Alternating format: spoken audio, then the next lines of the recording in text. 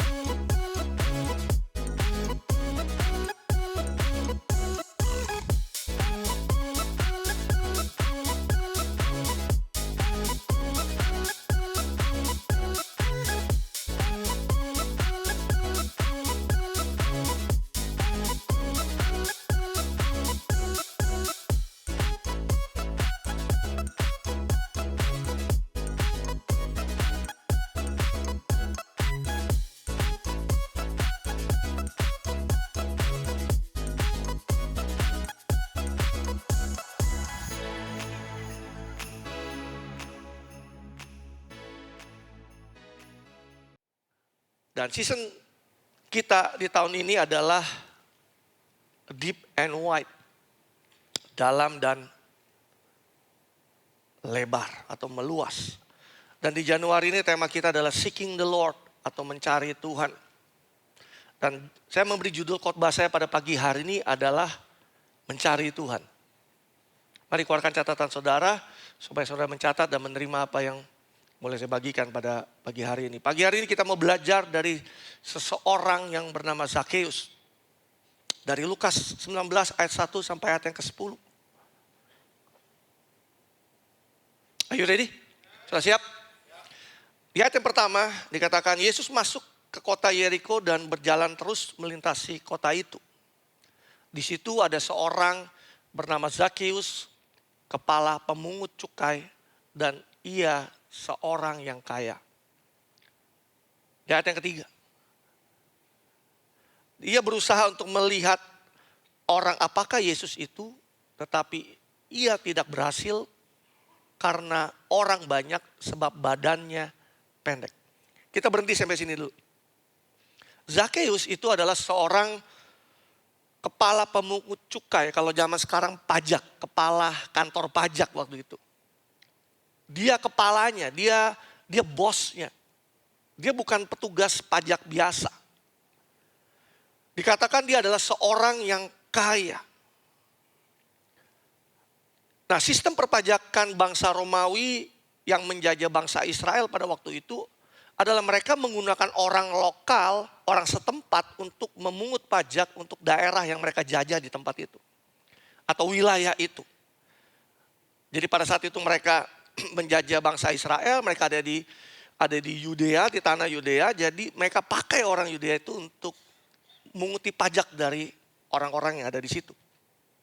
Nah, saya mempelajari lebih dalam bahwa sistem perpajakan mereka itu sistemnya setor target. Ada target yang harus mereka kejar. Jadi kalau targetnya mereka tercapai, lebihannya boleh diambil buat diri sendiri. Saya mau sharing ini supaya menjadi dasar buat kita, supaya kita paham konteks apa yang terjadi pada waktu itu. Jadi hal ini memberikan ruangan buat petugas pajak untuk memeras secara legal dengan mengambil keuntungan lebih dari rakyatnya sendiri buat diri sendiri. Saudara ngerti maksud saya? Jadi petugas pajak, dia punya target tertentu, tapi diberikan ruangan untuk ngambil lebih daripada yang ditargetkan. Dan lebihannya itu buat diri mereka sendiri. Nah, inilah yang Zakheus lakukan. Jadi secara ekonomi Zakheus itu sukses. Dia punya jabatannya tinggi, dipercaya oleh Romawi, dia punya koneksi yang hebat. Karena dia kerja buat bangsa Romawi, dia kaya dikatakan.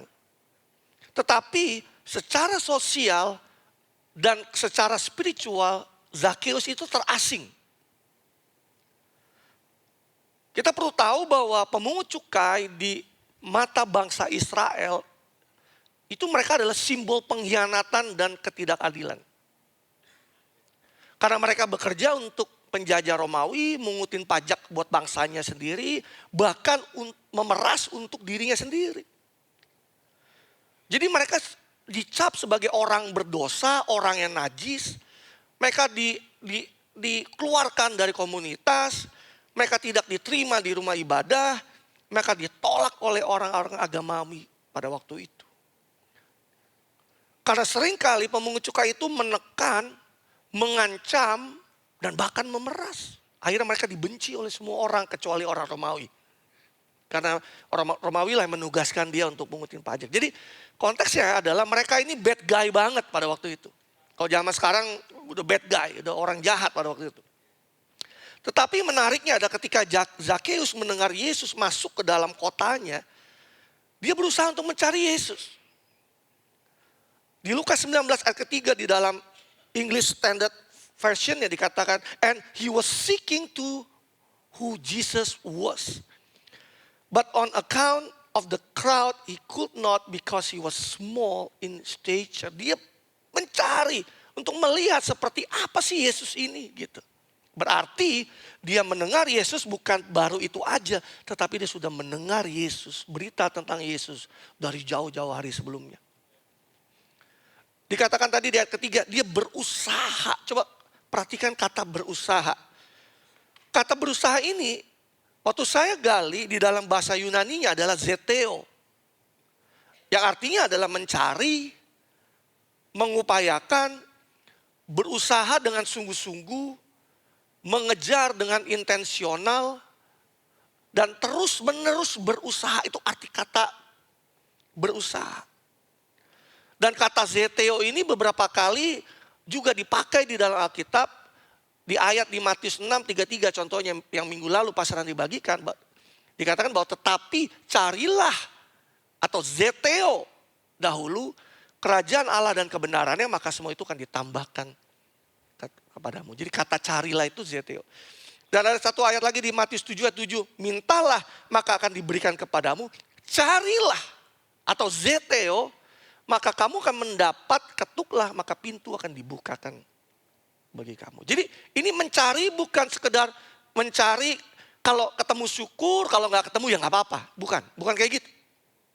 Bukan mencari yang malas-malasan, asal-asalan, bukan. Ini mencari yang sungguh-sungguh dengan intensional, dengan kesengajaan, dan dengan upaya yang terus menerus. Nah dari sini kita bisa tahu bahwa Zakeus sedang melakukan pencarian rohani. Bukan sekedar mencari fisik. Bukan sekedar iseng mau lihat Yesus kayak apa sih orangnya ya. Oh ini lagi viral nih, gue mau ngeliat dulu, wah kayak apa sih Yesus. Bukan model yang kayak gitu nyarinya. Bukan sekedar ingin tahu, bukan sekedar pengen lihat seperti apa Yesus itu. Saya tahu kadang di mall suka ada acara, kita panggil artis, lalu rame orang berkerumunan pada kerumun viral. Lalu kita lagi jalan, ada apa sih rame-rame ini? Gue pengen lihat. Oh, si Anu yang TikToknya kemarin viral. Bukan kayak gitu. Nyarinya bukan kayak gitu. Tapi nyarinya dengan sungguh-sungguh.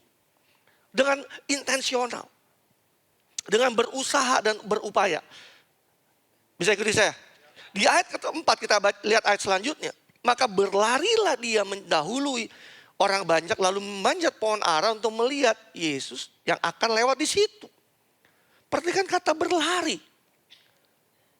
Kesungguhannya terlihat dari dia berlari. Dan saudara bayangkan saking orang-orang membenci dia dan tidak menghormati dia, Zakeus bahkan gak dikasih jalan untuk melihat Yesus. Sampai akhirnya dia memanjat pohon ara untuk melihat Yesus yang akan lewat di situ. Dia pejabat. Dia orang penting di kota itu. Kalau orang penting gak lari. Saudara gak mudeng kayaknya. Saudara pernah lihat orang penting lari-larian gitu? Saudara pernah lihat orang penting manjat pohon? Tapi Zakeus melakukannya. Jadi Zakheus terus menerus dengan kesungguhan hati mengupayakan, aku ingin melihat Yesus. Meskipun dia terhalang, meskipun dia dipermalukan, meskipun dia tidak diberikan ruangan. Nah dari sini kita bisa belajar bahwa the seeking the Lord harus dimulai dari pertama, saudara catat, dimulai dari kerinduan. Karena tanpa kerinduan kita hanya bisa saja seperti kerumunan orang lain yang ada mengelilingi Yesus, tetapi nggak ngalami apa-apa. Tetapi kerinduan menarik perhatian atau atensi Yesus pada waktu itu. Di ayat yang kelima dikatakan, tetapi ketika Yesus sampai ke tempat itu, dia melihat ke atas. Coba orang banyak, betul? Biasanya kalau orang banyak, perhatian mata kita tuh nggak bisa fokus, betul nggak? Kita nggak bisa lihat satu orang satu, nggak bisa. Tapi yang luar biasa pada waktu itu adalah di tengah kerumunan itu Yesus bisa berhenti di tempat di mana pohon di mana Zakheus manjat dan matanya melihat ke atas. Wow. Dan berkata, Zakheus, segeralah turun sebab hari ini aku harus menumpang di rumahmu. Dari sekian banyak orang, Yesus tertarik kepada Zakheus dan memanggil dia bahkan dengan namanya. Saudara catat ini, Tuhan tertarik dengan kerinduan kita.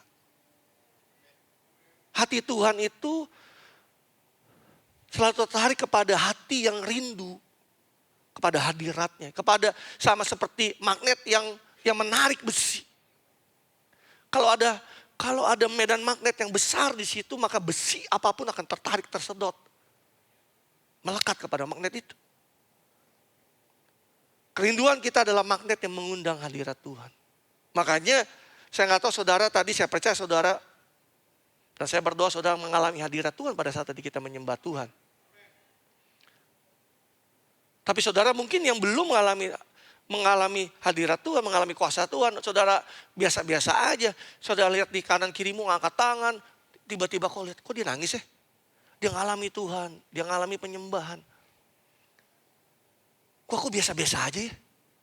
Bahkan saya lihat, sebelah gua sampai berlutut loh. Angkat tangan, ini apa sih? Sosok aneh, gaya-gayaan nih. Ada yang orang sampai begitu deepnya, tapi orang biasa aja loh. Saya tahu salah satunya hal apa yang membedakan. Kerinduan. Bahkan saudara gak perlu tunggu duduk di dalam ruangan ini. Bahkan dari di kendaraan saudara pada saat saudara putar lagu rohani, saudara bisa mengalami hadirat Tuhan. Pada saat saudara lagi di dalam mobil saudara. Ketika secara pribadi kita datang sama Tuhan dengan kerinduan, disitulah kita akan mengalami hadiratnya. Bayangkan kalau setiap kita, di antara setiap kita datang dalam ibadah secara korporat dengan hati yang rindu akan Tuhan. Coba saudara bayangin betapa jauh lebih dahsyat dan powerfulnya ibadah kita di setiap hari minggunya. Katakan amin. Tahun ini jika kita ingin deeper dengan Tuhan, kita harus memulainya dengan kerinduan. Katakan sama saya, kerinduan. Kerinduan akan Tuhan membuat Zakheus tidak membiarkan halangan apapun itu menghentikannya. Coba yang tadi dihalangi orang, dia pendek, stature-nya tuh pendek, tubuhnya tuh pendek, orang gak kasih dia jalan, orang menghalangi jalan dia tidak dapat dihentikan oleh setiap halangan yang ada di hadapannya. Pertanyaan saya pada pagi hari ini, bagaimana dengan kita? Pertanyaannya adalah bukan seberapa besar halangan kita untuk mencari Tuhan, tetapi seberapa lapar hati kita atau seberapa rindu hati kita mencari Tuhan. Mau gak saudara pagi hari ini jujur sama Tuhan, datang sama Tuhan jujur? Apakah saudara masih memiliki kerinduan sama Tuhan? Apakah saudara masih punya rasa haus dan lapar sama Tuhan? Karena kalau kita bisa berani jujur sama Tuhan, sesungguhnya mungkin selama ini halangan kita sebenarnya nggak menghalangi kita. Tapi mungkin saudara sudah kehilangan rasa haus dan lapar sama Tuhan. Saudara nggak lagi merindukan Dia. You get the point? Hilangnya kerinduan kita. Hilangnya rasa haus dan lapar akan selalu melahirkan alasan. Ketika kerinduan akan Tuhan memudar, setiap alasan akan selalu terlihat masuk akal. Saya ulangi sekali lagi. Kalau kerinduan kita akan Tuhan memudar, maka setiap alasan akan selalu masuk akal. Pastor, saya lagi capek, Pastor. Saya butuh istirahat. Saya setuju bahwa istirahat itu penting dan kita itu perlu istirahat. Apalagi kalau kita lagi capek. Tapi anehnya, kita bisa capek untuk Tuhan, tapi tidak capek untuk hal yang lainnya.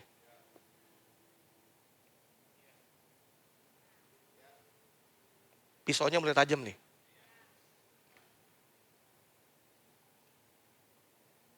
Capek tidak menghentikan hal yang kita cintai. Capek hanya menghentikan hal yang tidak lagi kita rindukan. Saya ulangi sekali lagi. Capek itu tidak menghentikan hal yang kita cintai. Capek hanya menghentikan hal yang tidak lagi kita rindukan. Jadi level kerinduan kita menentukan level energi kita.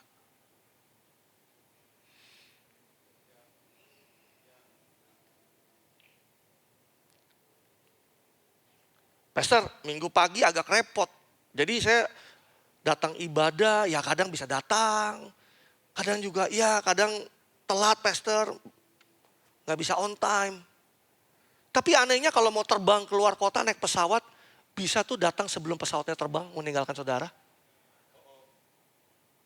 Kok bisa?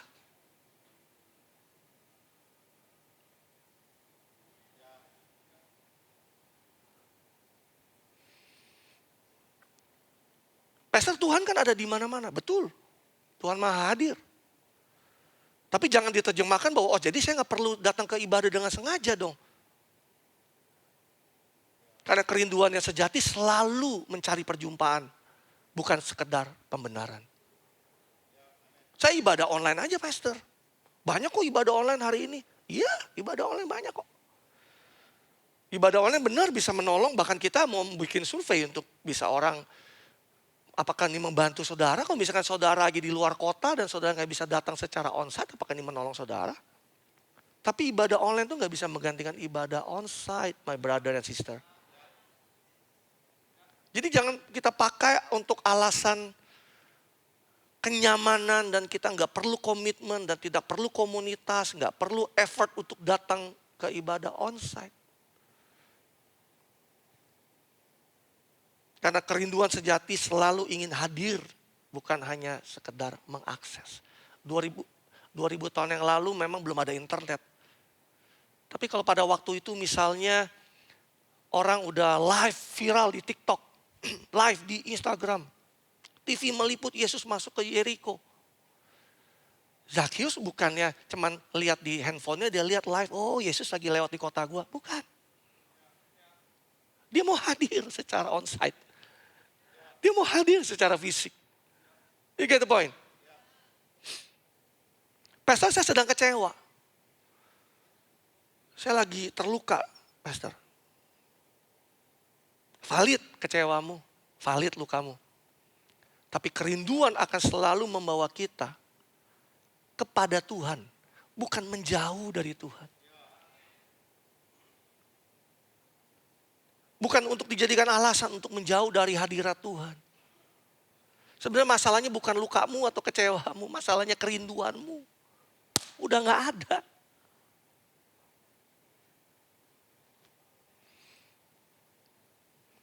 Banyak orang memang sih gak meninggalkan Tuhan. Tapi mereka menarik diri dari hadirat Tuhan. Saya ulangi sekali lagi. Banyak orang iya sih tidak meninggalkan Tuhan. Jamin sama saya, saudara gak akan meninggalkan Yesus dalam hidup saudara. Murtad, menolak Yesus, menyangkal Yesus. Enggak, saya yakin saudara gak akan lakukan itu. Tapi saudara bisa menarik diri dari hadirat Tuhan. Kalau level kerinduan saudara gak ada dalam hidup saudara. Pastor, iman itu kan pribadi. Atau personal. Ya. Tapi tidak pernah iman itu dimaksudkan untuk saudara sendirian. Kerinduan akan Tuhan selalu akan mendorong kita untuk masuk ke dalam komunitas. Bukan menghindar atau kita keluar dari komunitas. Pastor, saya sudah cukup dewasa rohani. Nah ini yang paling berbahaya. Saudara catat, kedewasaan yang sejati justru membuat saudara makin lapar, makin haus, dan makin rendah hati di hadapan Tuhan. Bukan berarti saudara nggak membutuhkan lagi Tuhan. Pastor, saya ada kegiatan ini, ada kegiatan itu. Saya ada ketemu orang ini, ada ketemu orang itu. Jadi saya nggak bisa hadir, Pastor. Masalahnya hampir setiap minggu itu terjadi. Dulu saya pernah bilang begini. Kok pas bisa pada saat saudara, contohnya ibadah pada hari Minggu nih. Saudara mau ibadah, kok saudara bisa ya izinkan orang lain mengganggu saudara. Mengganggu ibadahmu. Karena bisa terjadi, karena saudara izinkan itu terjadi lah itu saudara. Coba maaf ya gini, ini contoh. Kalau misalnya di hari Jumat, di mana ada saudara kita yang beribadah di hari Jumat. Dan saudara gangguin dia misalnya. Gue mau dong ketemu. Atau saudara misalkan, saudara lagi ngechat sesuatu yang penting sama dia. Pertanyaan saya, apakah mereka mau diganggu sama saudara? Kita ngomong reality. Mau gak diganggu? Nanti ya, habis Jumatan. Kok bisa mereka? Tapi kok orang Kristen gak bisa? Kok mereka bisa?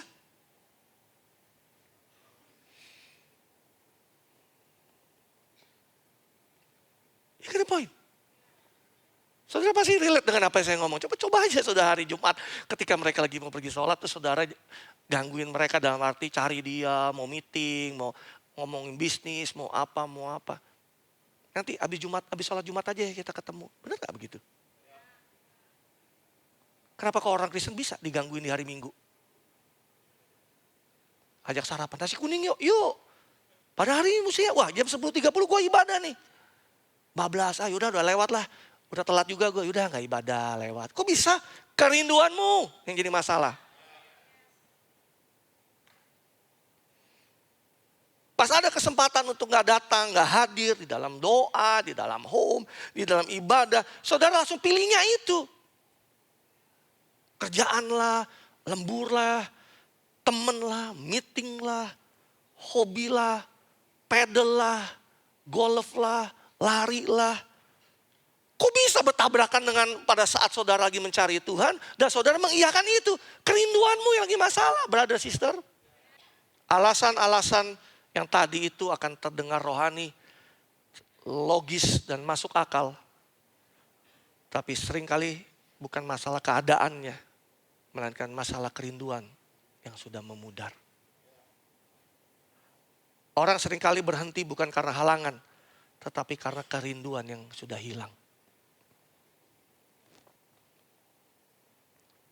Tapi pastor gak ngerti. Memang gak bisa pastor. Ini penting pastor.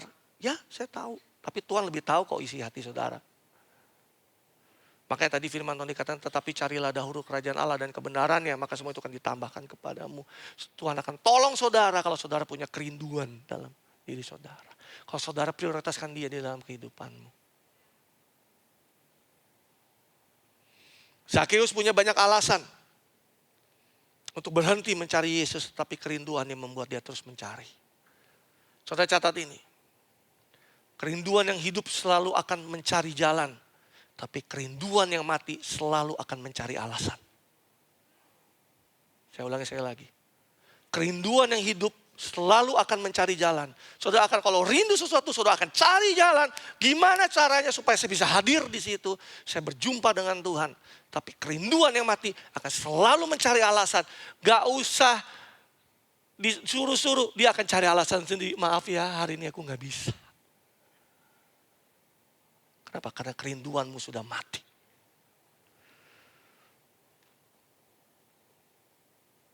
Ketika kita selalu membuat alasan-alasan itu akan selalu mengkerdilkan iman kita. alasan akan selalu mengkerdilkan kedewasaan rohani kita. Saudara catat baik itu. Dengan kata lain, kalau kita selalu membuat alasan pada saat kita mencari Tuhan, maka kita nggak akan pernah bisa dewasa secara rohani. Makanya kenapa kerohanian kita dari dulu begitu aja terus nggak pernah bertumbuh-tumbuh dewasa. Kenapa? Karena alasan membatasi kerohanian saudara dan kedewasaan saudara.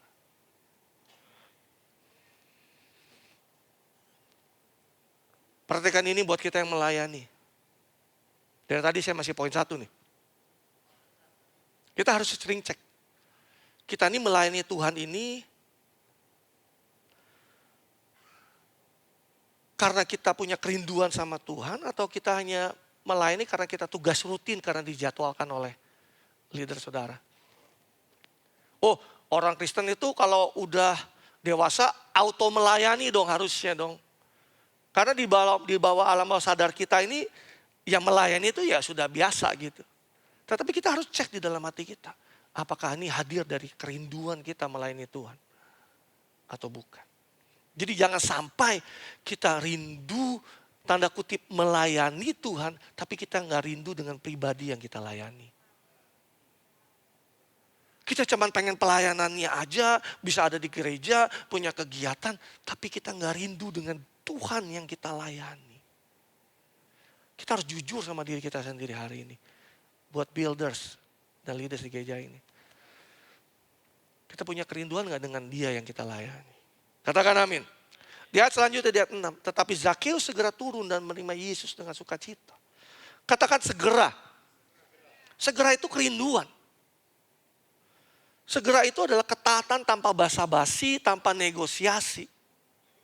Segera itu bukan berlambat-lambat. Bukan nanti dulu deh. Tasok gitu, besok aja deh gitu. Atau menunda-nunda. Maka tadi saya katakan, kalau kita punya kerinduan, kita gak mungkin telat-telatan. Kita pasti kejar-kejaran. Kita segera. Zakeus tidak menyangka bahwa Yesus memanggil namanya. Zakeus diterima oleh Yesus di mana orang-orang itu menolak dia. Dan melihat dia sebagai seorang berdosa dan pengkhianat. Bahkan Yesus mengundang dirinya sendiri untuk tinggal di dalam rumah Zakeus. Dan Zakeus menerima Yesus dengan sukacita. Dan Zakeus berjumpa dengan Yesus muka dengan muka. Di dalam TPT-nya dikatakan, he scurried down the tree and found himself face to face with Jesus. Maka ia bergegas turun dari pohon dan mendapati dirinya berhadapan muka dengan Yesus. Hal kedua, setelah kita punya kerinduan mencari Tuhan adalah perjumpaan. Katakan perjumpaan. Encounter. Di ayat kelima tadi. Yesus bukan hanya mau ditemui. Tapi Yesus berkata, hari ini aku harus tinggal di dalam rumahmu. Yesus bukan hanya berkunjung. Yesus bukan sekedar ngopi-ngopi di situ. Ini bukan sekedar dia hanya tinggal di rumah Zakeus, tetapi Yesus tinggal di dalam hidupnya Zakeus. Dan di ayat ke-6 tadi, kerinduan Zakeus membuat dia berjumpa muka dengan Yesus. Yang tadinya dia punya jarak, Zakeus di atas pohon. Dan kali ini karena kerinduannya, dia berjumpa dengan Yesus muka dengan muka. Kerinduan membawa kita mengalami perjumpaan dengan Tuhan. Dan perjumpaan akan membawa Tuhan tinggal di dalam kehidupan kita. Saudara harus tahu pada saat kita rindu mencari Tuhan, maka Tuhan akan mengizinkan dirinya untuk ditemui oleh setiap kita. Kita perlu menyadari satu kebenaran penting ini. Tuhan rindu untuk berjumpa dengan kita, bahkan melebihi kerinduan kita untuk mencari dia. Kita merindu mencari Tuhan. Saudara tahu di posisi Tuhan, dia lebih rindu lagi, kangen banget sama saudara.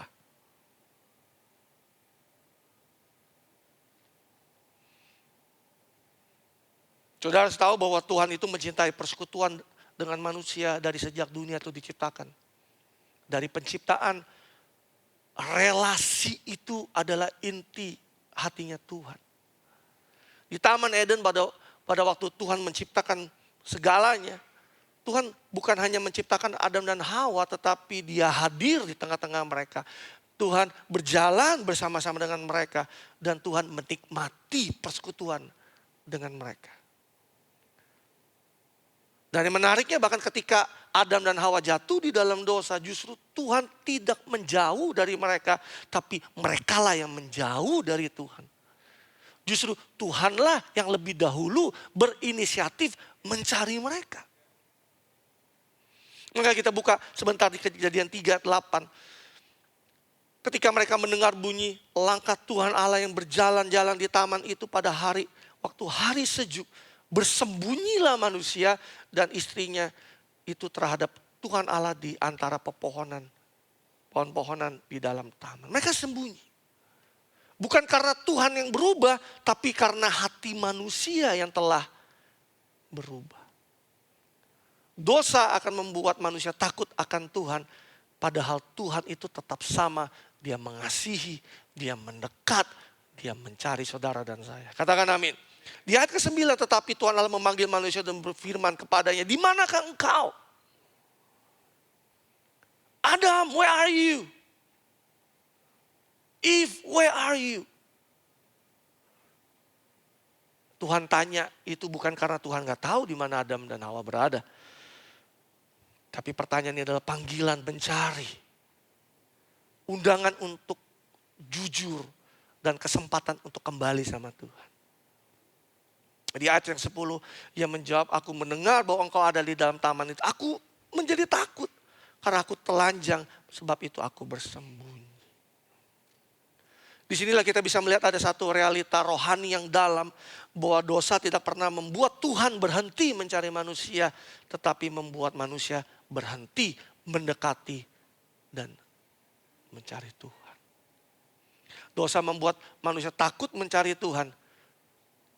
Dosa membuat manusia menjauh dari Tuhan dan bersembunyi dari Tuhan.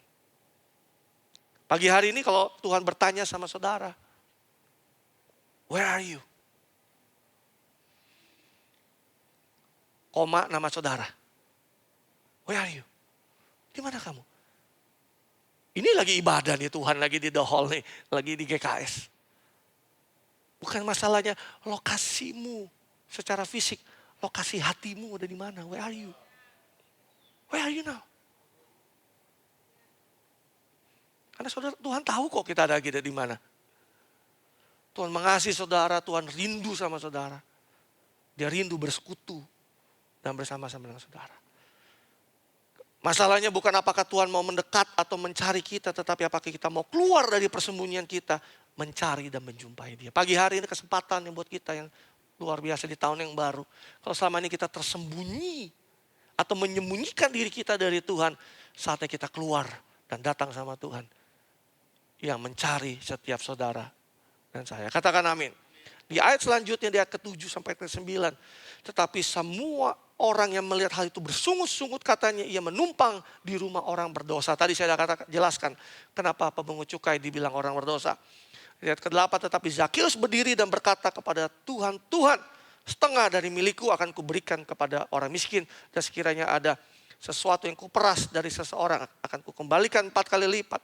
Kata Yesus kepadanya, hari ini telah terjadi keselamatan kepada rumah ini.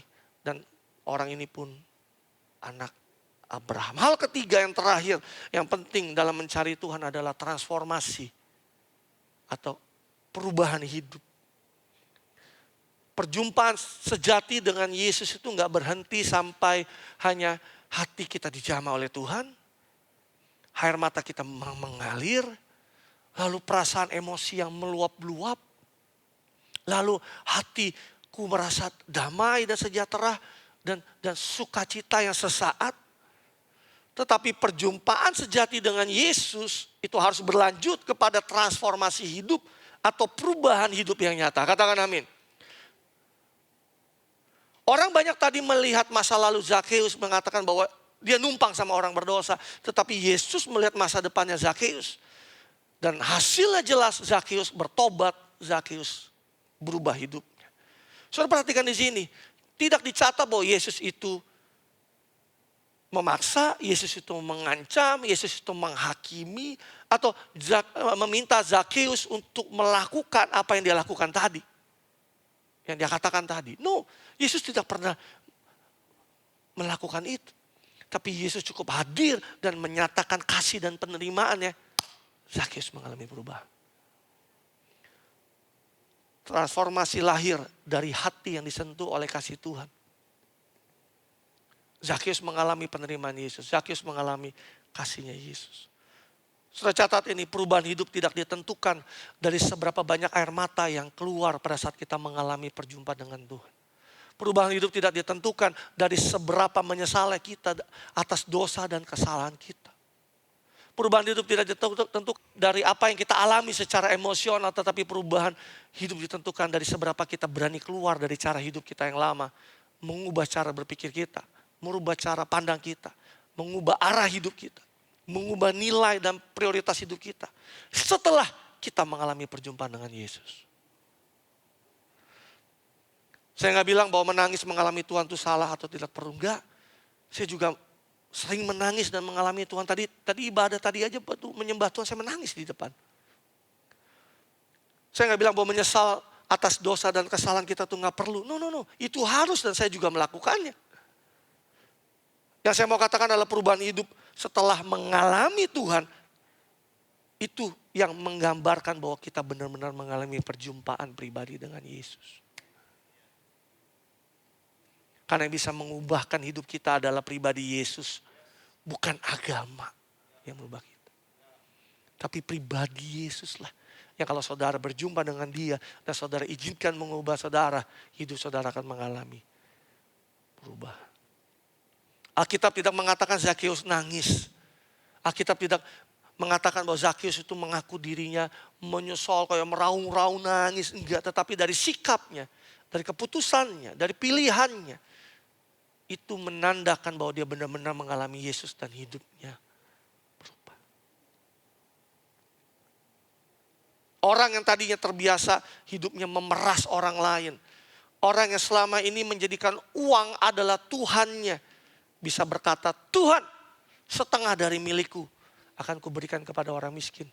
Dan sekiranya ada sesuatu yang kuperas dari seseorang, akan kukembalikan 4 kali lipat. Orang yang tadinya modelnya meres orang, is a really bad guy, tadi saya bilang. Bisa mengalami perubahan. Karena kerinduan, karena perjumpaan dengan Yesus. Katakan amin. Transformasi hidup adalah buah keselamatan, bukan syarat keselamatan. Perubahan hidup adalah bukti bahwa keselamatan itu bekerja. Jadi kita hidup berubah karena buah dari keselamatan kita. Bukan syarat untuk saudara selamat. Makanya ada beberapa kali anak Tuhan datang sama saya. Orang datang sama saya. Pastor, tunggu aku hidupku berubah dahulu. Tunggu benar dulu deh. Baru aku mau ke gereja. Baru aku mau cari Tuhan. Saya mau kata sama saudara. Sampai kiamat juga saudara gak akan pernah benar dan gak akan pernah berubah. Jawaban yang benar adalah saudara cari Yesus, alami perjumpaan pribadi dengan dia, maka hidupmu akan dibenarkan, saudara hidupmu akan mengalami perubahan. Orang yang sakit harus mencari dokter, maka saudara bisa disembuhkan. Bukan tunggu sembuh dulu baru cari dokter. Gimana caranya logikanya terbalik-balik. Saudara lagi sakit, tunggu sembuh baru mau cari dokter. Gimana caranya? Justru pada sakit lagi sakit, kita harus cari dokter dong. Makanya Yesus berkata, bukan orang sehat yang memerlukan dokter, tetapi orang sakit yang memerlukan dokter. Orang sakit adalah orang-orang yang memahami, menyadari akan dosa dan keterbatasannya. I need God, aku butuh Tuhan. Dokter dan tabibnya adalah Yesus sendiri. Orang sehat, tanda kutip adalah gambaran orang Farisi yang merasa dirinya benar dan tidak membutuhkan pertobatan dan tidak membutuhkan Yesus. Nah orang yang model begini gak akan pernah mengalami perjumpaan dengan Yesus. Karena dia merasa I'm good, I'm fine pastor. Makanya penyakit yang tidak bisa disembuhkan, sorry catat baik. Banyak orang bilang bahwa banyak penyakit disembuhkan, banyak terobosan apapun. Saya mau katakan ada satu penyakit yang gak bisa disembuhkan Yaitu apa? Penyakit yang saudara gak mau akui di hadapan Tuhan. Orang yang sebenarnya dirinya sakit, tapi dia tidak mengakui bahwa dirinya sakit, itu adalah penyakit yang paling gak bisa disembuhkan. Bahkan oleh Tuhan sendiri. Makanya Yesus berkata, orang sakit yang membutuhkan tabib, yang benar-benar sakit mengakui, tapi orang yang sehat gak membutuhkan. Sehatnya bukan berarti dia benar-benar sehat. Orang yang merasa dirinya sehat, padahal dirinya sakit. You get the point? Saudara check up, kan, ambil darah di tes. Kok kolesterol saudara shoot up, habis liburan kan? Gulamu naik, trigliseridmu naik, naik semua. Dokter bilang, waduh Pak, ini Bapak nih harus berubah nih pola hidupnya. Terus udah jelas-jelas datanya, darahmu udah menggambarkan itu. Lalu saya bilang ngomong apa? Enggak dok, baik-baik aja. Kemarin saya oke kok makannya, saya oke kok, saya baik aja. Nah yang model begini, tinggal tunggu waktu. Karena saudara menyangkali. Enggak kok, enggak makan, kok oke-oke aja kok. Tapi hasil laporannya, hasil check up-nya membuktikan hidupmu nih lagi ada masalah. You get the point? Tapi kalau kita terus menyangkali itu, maka kita akan pernah berubah. Katakan amin. Kasih Yesus menerima kita apa adanya, tetapi tidak membiarkan kita tetap sama apa adanya. Jadi pada saat kita sudah terima oleh Yesus dalam keadaan apapun kita, tapi kasih Tuhan gak berhenti sampai situ. Tapi kasih Tuhan mau supaya kita mengalami perubahan hidup makin dewasa. Dari satu waktu ke waktu yang lain. Di ayat yang terakhir.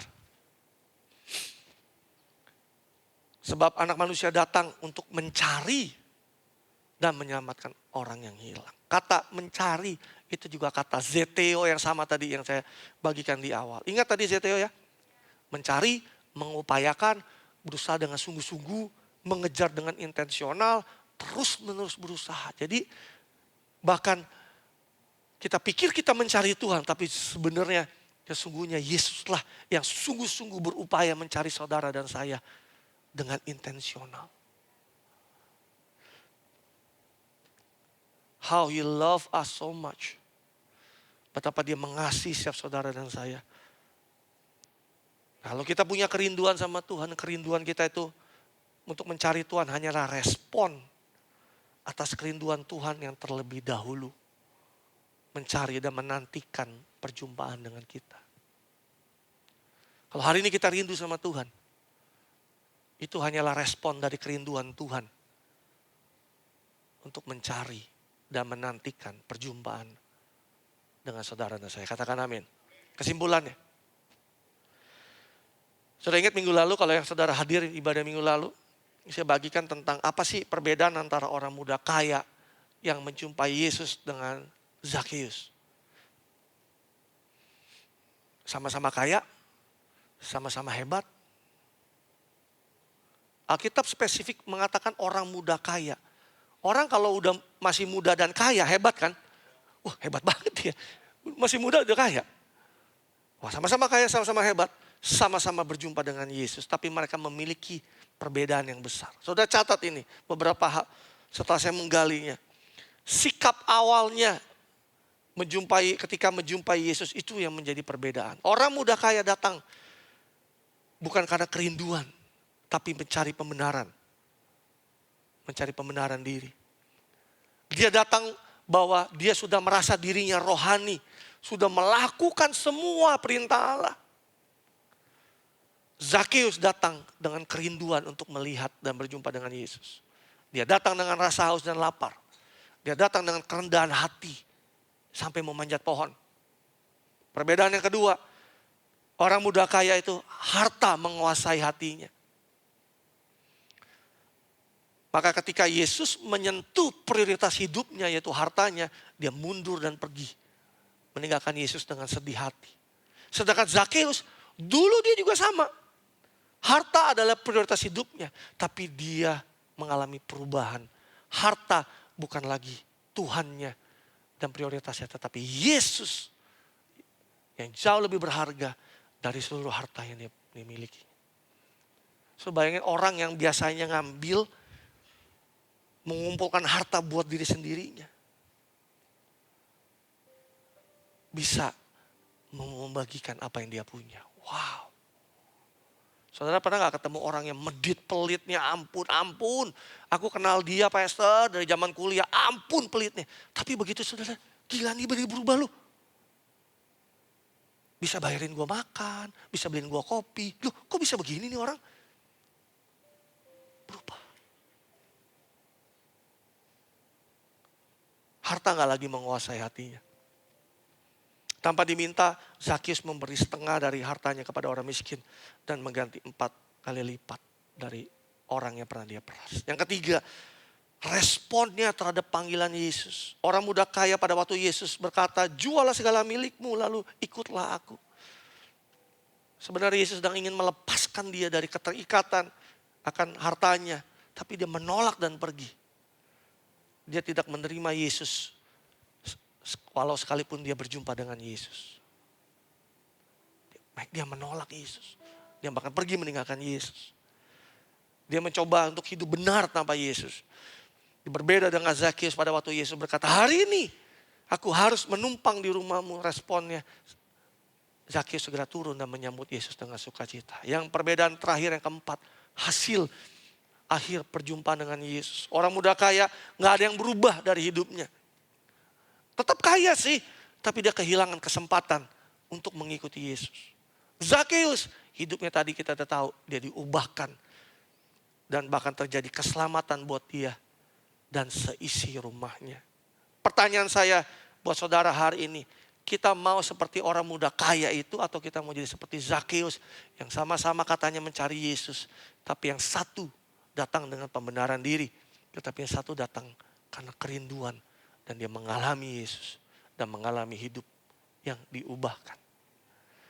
Amin. Kerinduan, katakan sama saya kerinduan. Katakan perjumpaan. Katakan transformasi. Kalau kita mau go deeper sama Tuhan, kita harus selalu punya kerinduan sama Tuhan. Maka saya mau katakan sama saudara as a closing. Level di antara kita semua, untuk tahun ini kalau kita mau dalam sama Tuhan, levelnya bisa berbeda-beda. Sangat bergantung dari level kerinduan kita, masing-masing lepas pribadi sama Tuhan. Kalau kita mau go deeper, kita harus punya kerinduan. Hidup yang diubahkan adalah tanda nyata seseorang itu go deeper sama Tuhan. Karena gak mungkin orang yang go deeper sama Tuhan, hidupnya gak berubah. Pasti berubah. Dan ketika buah itu terjadi dalam kehidupannya, itu menjadi dampak. Go wider. Seperti yang dialami Zakius. Saudara bayangkan, satu kota Yeriko berubah. Berdampak. Atau terdampak. Kenapa? Karena ada Zakius yang berubah. Dampaknya wider.